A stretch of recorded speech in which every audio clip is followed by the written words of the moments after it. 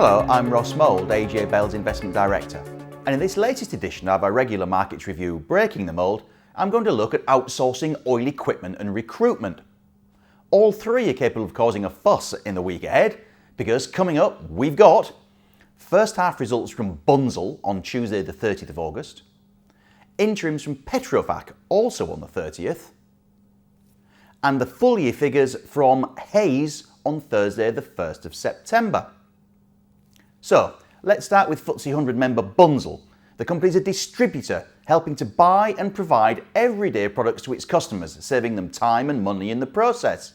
It operates in nearly 30 countries around the world and focuses on industries such as groceries, cleaning, retail, safety and healthcare, and it supplements organic growth with bolt-on acquisitions. Distributing food packaging, labels, shopping bags, mops, helmets, tools, surgical gloves, aprons and mattress covers, to give you just a few examples, doesn't sound very glamorous, but someone has to do it, and as the old saying goes, where there's muck, there's brass. With the help of more than 100 acquisitions since 2004, including 5 this year already, this is Bunzl's pre-tax profit and dividend progression since 2006. Not bad. Now, the past is, of course, no guarantee for the future, and Bunzl has a new chief executive too, with Frank van Zanten having replaced Mike Roney in April. So let's see what he's going to bring to the party. But overall, Bunzl shares do stand at an all-time high, I guess to reflect the steady nature of its business, and more than half of that comes from America, with just 17% from Britain.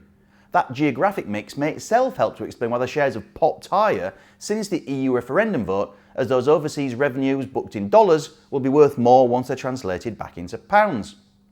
That, of course, brings us to the interims on Tuesday the 30th, and June's trading statement gave us a few clues by saying interim sales were expected to have risen by around 9% at actual exchange rates and 6% using unchanged currencies. Other numbers to watch are the operating margin, which has been remarkably stable between 6.5% to 7% for the last decade, net debt, which was a perfectly manageable 1.1 billion quid at the end of last year, and that all-important dividend. The interim payment last year was 11.75 a share, and for the full year this year, analysts are looking for a 10% increase, which would still leave the dividend cover figure well above the magic 2 times mark. So the business looks solid enough. The only remaining question is whether you think a forward PE of 24 and a yield of 1.7% represent value or not. On the same day as Bunzl, Petrofac will also release first half figures. This is a FTSE 250 firm, a leading provider of services to the oil and gas industry. About 3/4 of the business comes from overseas, so again the weak pound may be a help. But as you can see, the share price has been volatile and it does seem to take a bit of a lead from Brent crude oil. Having said that, Petrofac looks to have lagged the black stuff's latest rally, not least because it's had a few problems all of its own, including a £70 million commercial settlement with regard to a troublesome gas plant development in Scotland and ultimately unproven allegations of bribery in Kuwait. If oil does perk up, that could bring some cheer, as Petrofac says $1 on a barrel of oil adds $2.5 million to profits. Other figures to watch include the order backlog, which came to $20.7 billion at the end of last year. The dividend, the full year payment for 2015 was unchanged at just under 66 cents a share. And finally, profit guidance. A small loss from the energy services unit and a $450 million profit from the rest of the group is the current consensus expectation. Now, last but by no means least, we come to Hays, a FTSE 250 recruitment specialist. July's fourth quarter trading update gave some pointers and helped the shares to recover from their first half swoon, which we can see here. Boss Alistair Cox revealed 8% like-for-like growth in fee income for the first half, with Europe and the rest of the world up 21%, Asia up 4%, and the UK and Ireland down 4%.